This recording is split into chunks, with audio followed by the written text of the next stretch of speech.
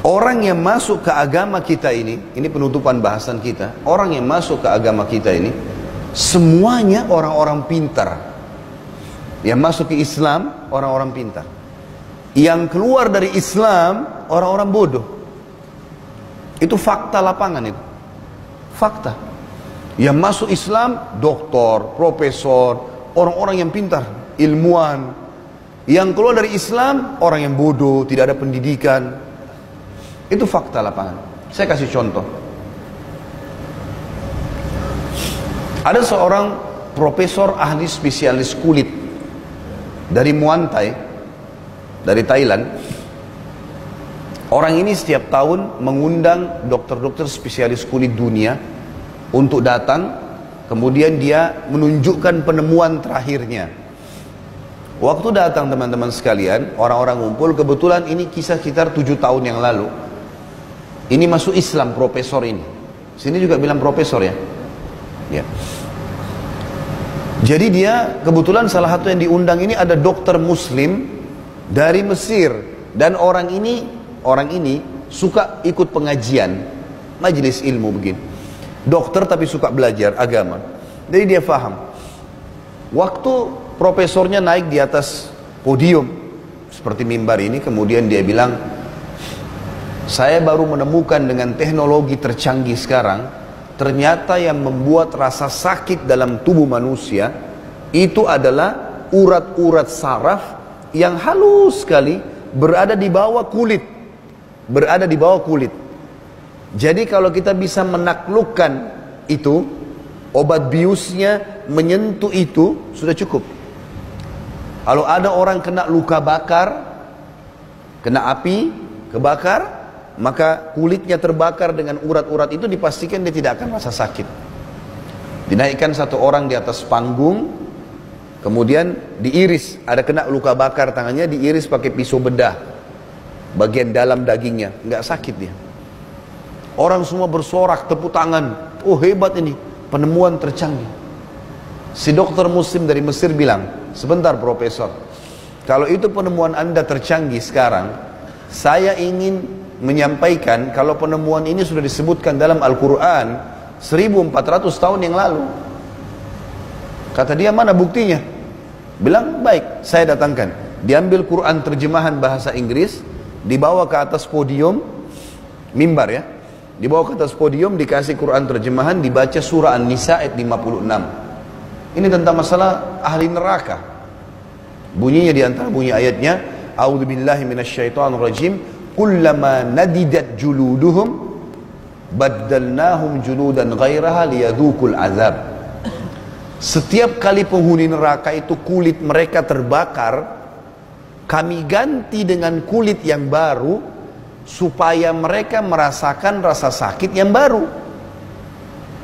Ayat ini memberikan gambaran kepada kita, di neraka Allah nggak butuh membakar orang sampai tulangnya, kulitnya terbakar, Allah ganti kulit baru supaya ada rasa sakit yang baru. Apa yang terjadi teman-teman sekalian? Maka tiba-tiba si profesor di atas podiumnya mengatakan, pandu saya masuk ke agama kamu, ini bukan buatan manusia. Lalu dia syahadat di depan para ilmuwan semuanya. Ini contoh. Contoh yang lain,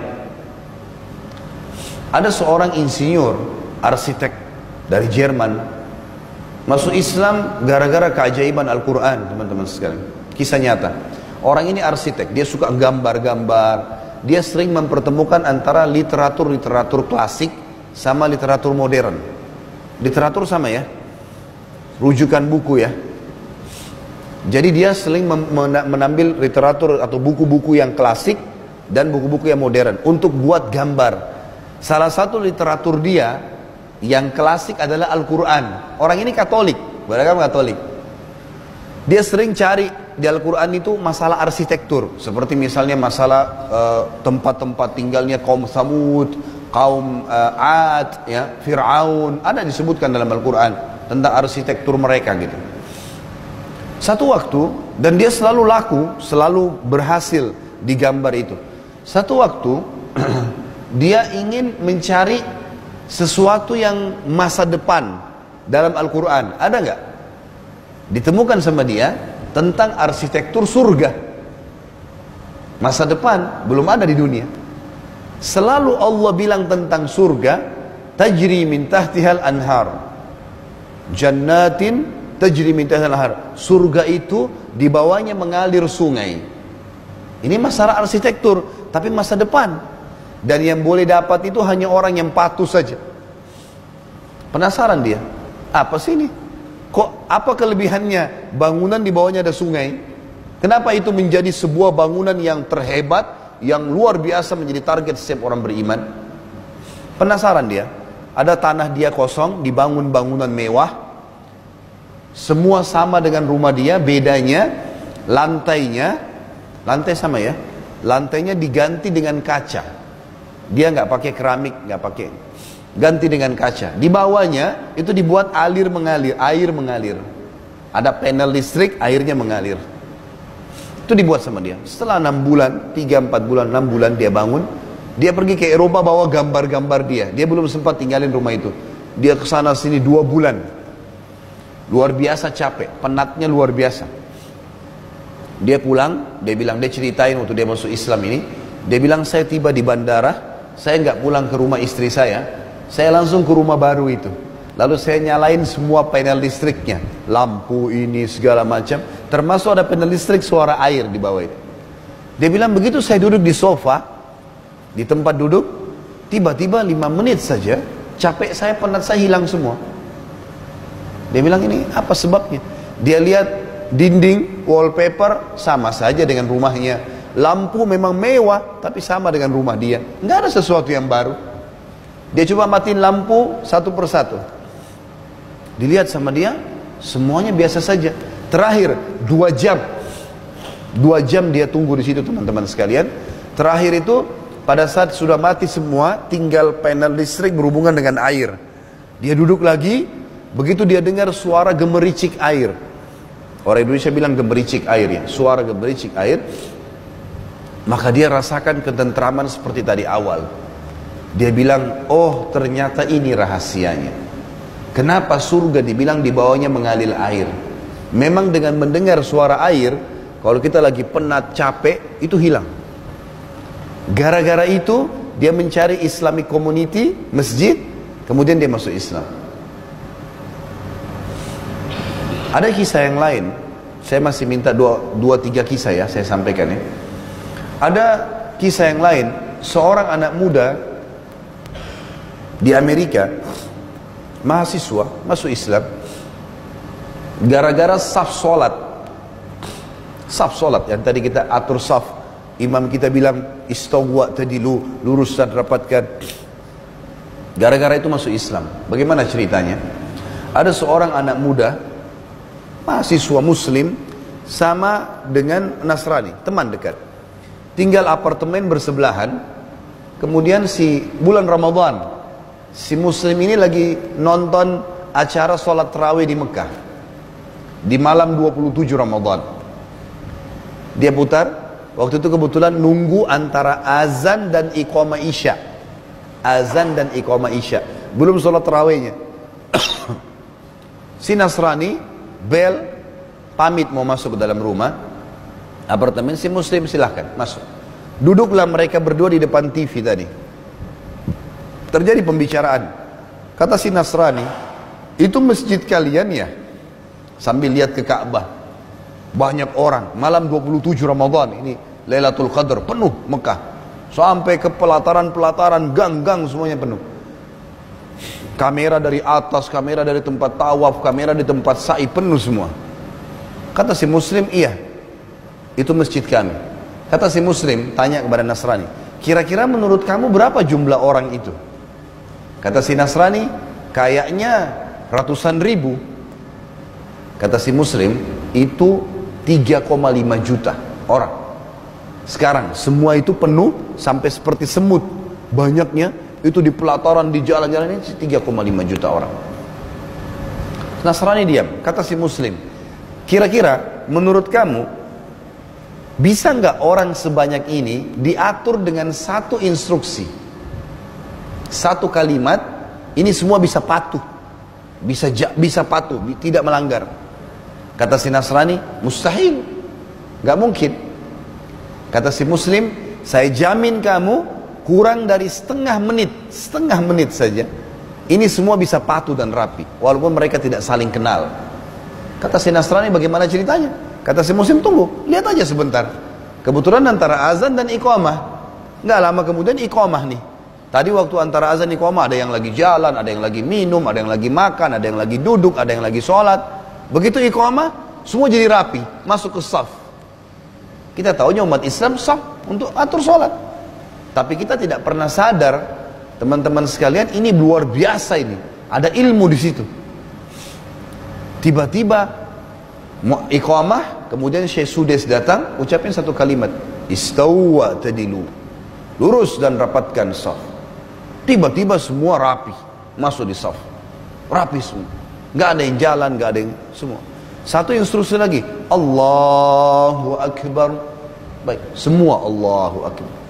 Kita tahunya orang Islam kalau melanggar imam batal sholatnya. Tapi orang ini lihat, ini luar biasa.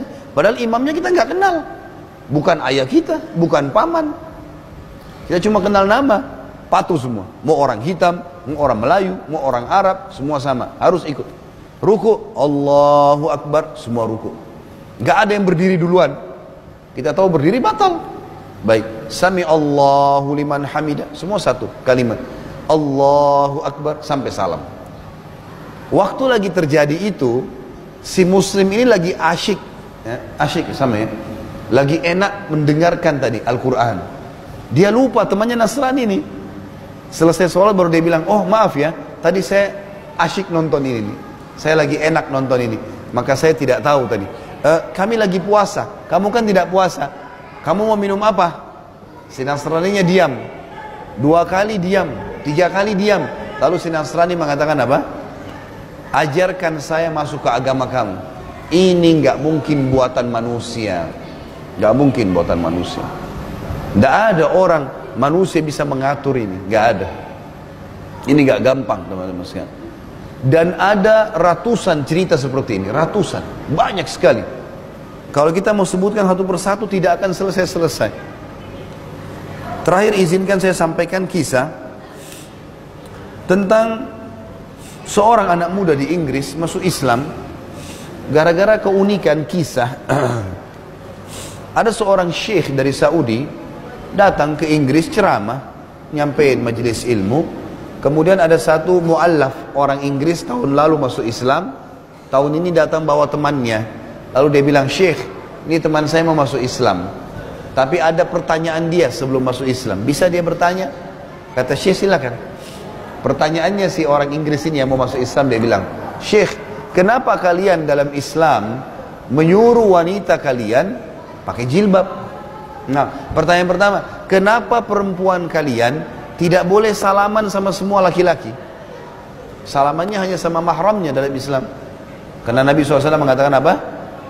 Aku tidak akan menyalami yang bukan mahram, dan aku tidak menyalami wanita yang bukan mahram. Dan dalam hadis dikatakan, seseorang di antara kalian ditusuk dengan besi yang tajam jauh lebih ringan dibandingkan dia menyentuh tangan yang bukan mahramnya.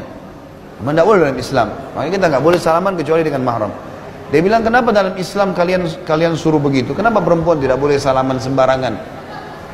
Kata syekhnya masih ada, dia bilang masih ada. Yang satu lagi, kenapa kalian suruh wanita kalian pakai jilbab, hijab? Kenapa pakai hijab? Kenapa nggak seperti perempuan kami, mau pakai baju laki-laki, mau tidak pakai baju di pantai, terserah dia. Maka kata syekhnya, sudah selesai? Sudah selesai. Baik. Syekhnya bilang, kamu warga negara apa? Dia bilang, saya warga negara Inggris. Kata syekhnya, siapa ratu kamu di Inggris ini? Dia bilang, Ratu Elizabeth. Ratu Elizabeth. Kata syekhnya, kau bisa salaman sama Elizabeth? Kata orang ini, nggak bisa. Kenapa nggak bisa? Kata syekhnya, ya karena dia ratu, saya masyarakat biasa. Kata syekhnya apa? Semua wanita muslimah seperti Elizabeth, ratu. Nggak boleh semuanya orang salaman. Yang salaman hanya orang-orang tertentu. Jelas ini ya. Yang kedua, ini penutupan bahasan kita. Waktu ditanya kenapa perempuan kalian disuruh pakai hijab, syekhnya mengeluarkan 2 buah permen. Permen ya, betul ya. Di sini juga paham ya. Permen itu makanan anak-anak. Ya. Apa di sini? Hah? Gula-gula. Baik. Syekhnya keluarkan 2 buah gula-gula. Yang satu dibuka bungkusnya, yang satu dibiarin terbungkus. Diletakkan di lantai. Kata syekhnya, kalau saya suruh pilih kamu, yang mana kamu pilih? Kata si Nasrani ini, yang masih terbungkus. Kata syekh, kenapa kau nggak ambil yang sudah terbuka? Tinggal ambil, masukin di mulut, selesai. Dia bilang karena itu kotor. Kata si Nasrani, itu kotor. Kata si syekhnya, begitulah perempuan kami dan perempuan